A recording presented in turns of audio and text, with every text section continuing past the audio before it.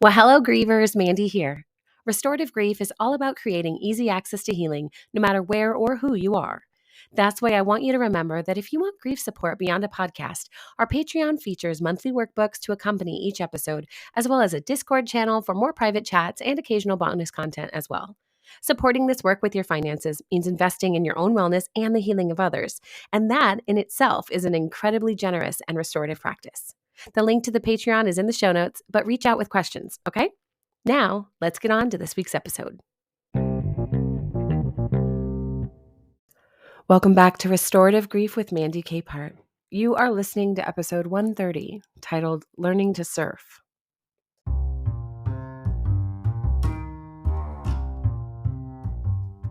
Healing, life, and grief. It all happens in waves. When we first recognize grief in our lives, we hope for an easier ride and the gentlest possible landing. We know it won't be a quick process, but we do hope that maybe it will be a little less painful or complicated for us than it is for others. To be honest, many of us expect exemption from the intensity of grief instead of acknowledging that our entire human existence is a practice of the ebb and flow. What happens then in our grief work if we can invite that same flexibility into the grief? Well, let's find that out together.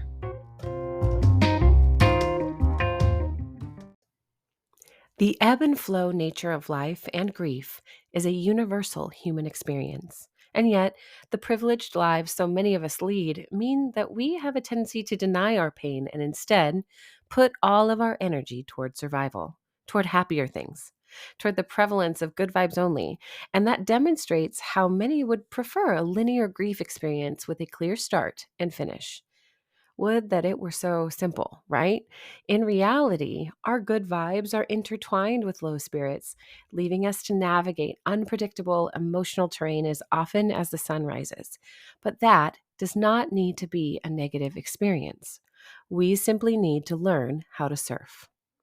When we get honest with ourselves, we can recognize that grief is not a linear process, but rather an unfolding cycle that can mimic the rhythm of the ocean tides. Okay, stay with me because these waves of grief manifest in various forms and somewhat unpredictable intensities. But one thing is certain, they always return. And hoping for a linear grief process makes a lot of sense. If we can predict when the tides roll in, then why can't we predict what will happen in our grief work? Well, in a way, we can. While a linear process would suggest that there is a beginning, middle, and end, the cyclical and true nature of grief and the tide tables invite us to notice how our grief is impacted and shifts by all the changes in our daily lives. Maybe we expect a linear grief process because our culture wants us to move on quickly and to return to productivity and capitalism. Maybe we think the idea of progression itself is magical and important, like a list to check off, and that holds the source of comfort that we want.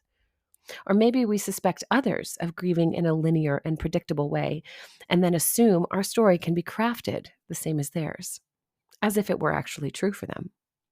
Embracing the nonlinear nature of grief allows us to honor our unique emotions and experience while fostering a greater sense of compassion and understanding for ourselves and others. Nothing in life is so linear as to be predictable. Are there characteristics of life events that might make them seem predictable? Of course there are. But to live in a world that presumes all will be easy, predictable, and simple to navigate is a privileged mindset. The truth is that we are all impacted by grief. Whether all will reckon with the depth of their experiences is a different matter, but we're here together because we recognize the value of honoring ourselves and our stories because of our privileges in this life. And I've said privilege a lot because in understanding the nature of grief, it is essential to acknowledge the role that privilege plays in shaping our perceptions and expectations of the grieving process. Grief work itself is a privilege, and if we are ever going to heal as individuals, we must remember that our collective healing as a culture and community matter just as significantly as our individual lives. Privilege, whether it be based on socioeconomic status, race, gender, or other factors, can often insulate individuals from the harsh realities of loss, leading them to believe that grief should adhere to a linear trajectory rather than the unpredictable waves it often manifests. In societies where discussions about loss and vulnerability are stigmatized or marginalized, meaning they're pushed aside, there exists a pervasive notion that grief should be neatly compartmentalized and swiftly overcome. And it is this expectation, rooted in privilege, that fails to account for the complexity and individuality of the grieving experience. It dismisses the profound impact loss can have on one's emotional and psychological well being. By acknowledging the influence of privilege on our perceptions of grief, we can begin to dismantle any barriers that inhibit us from honest conversations about loss and to cultivate greater empathy and understanding for any of those, including ourselves, who are navigating the unpredictable waves of grief.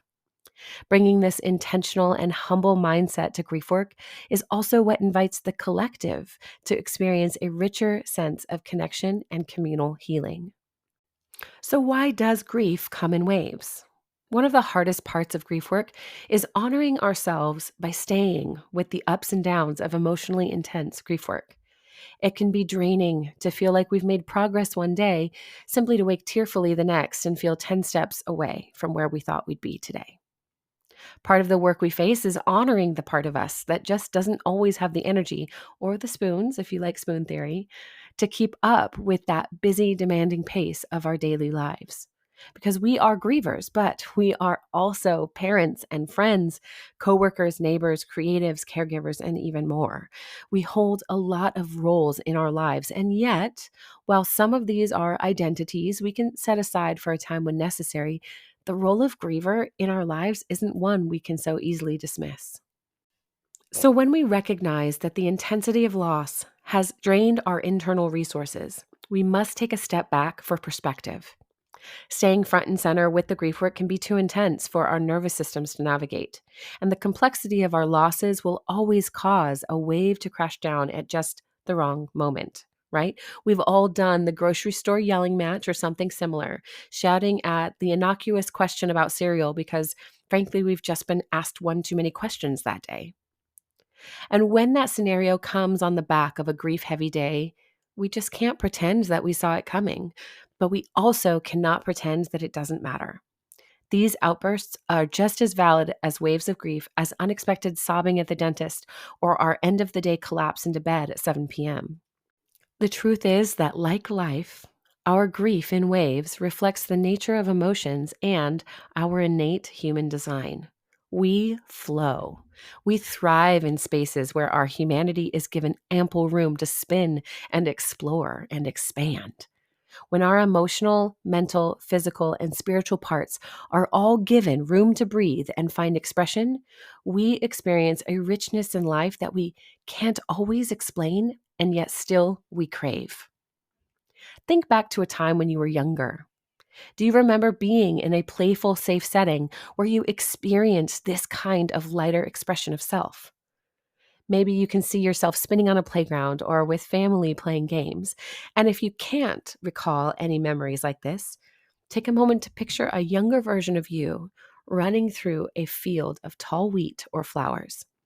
Maybe you can't see your face, but you can sense a smile and wait to hear what your own laughter sounds like as the grass brushes against your arms and the sun is streaming down on your face. Eventually, we know that feeling must come to an end, if only because the sun will set. But that passage of time does not negate the value of the experience. Rather, the setting sun invites us to be present, reflect, and internalize the sensation of that experience for a later date. Whether that is to call us back into that feeling of warmth and play, or to remind us that we are not meant to drown beneath the weight of our grief waves, the invitation remains. Waves and transitions are coming, and we have the choice of how to respond. Once we recognize that our grief can and will come in waves, no matter our name, title, or privileges in life, we have a chance to cultivate an approach to grief work that cultivates healing energy. because we know that waves generate energy, right? They bring momentum and urgency to the situation at hand. If we choose to pull away, we choose it because we don't necessarily feel equipped or capable of staying close. Maybe we don't even feel safe.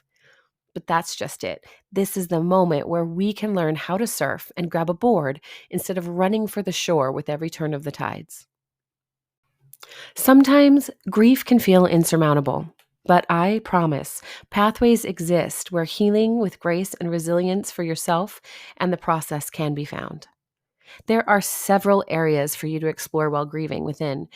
And if any of these cause some kind of uncomfortable feelings to arise, even the thought of it, I want to invite you to honor that sensation before moving on. And if you notice yourself balking at the suggestion right now, just pause. Welcoming our feelings to stay, even offering a sense of welcome to them, gives us the opportunity to consider what may exist that is new and full of potential for ourselves before outright rejecting what they have to say or what they might be bringing to the table.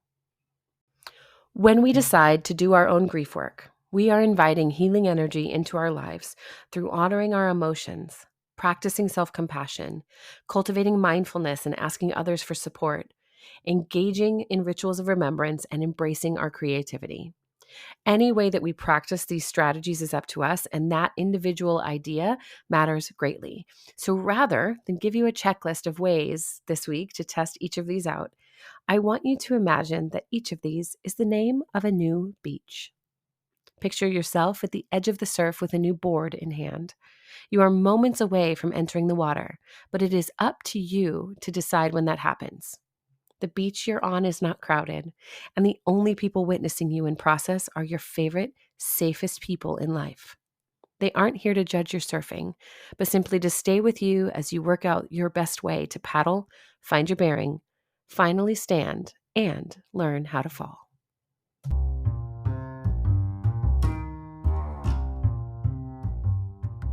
Thank you for listening to episode 130 of Restorative Grief. I realize this week is a little more of a high-level reminder that grief is not as easy as we'd like, but it feels like a few months into the year is a good time for that type of reminder. After all, we are now beyond the point where most of our resolutions have either broken down or been thrown far away from us, right?